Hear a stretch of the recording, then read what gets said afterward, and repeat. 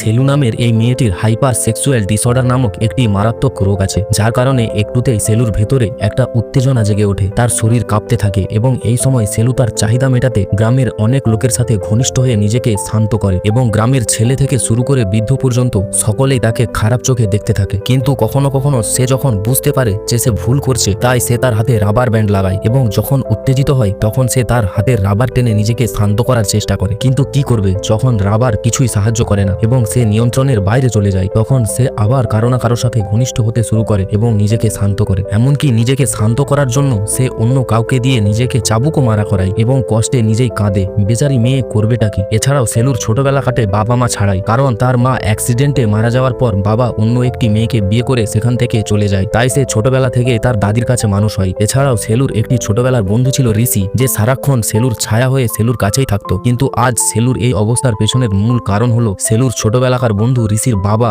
এবং তারই কলেজের ইংরেজি শিক্ষক মদন।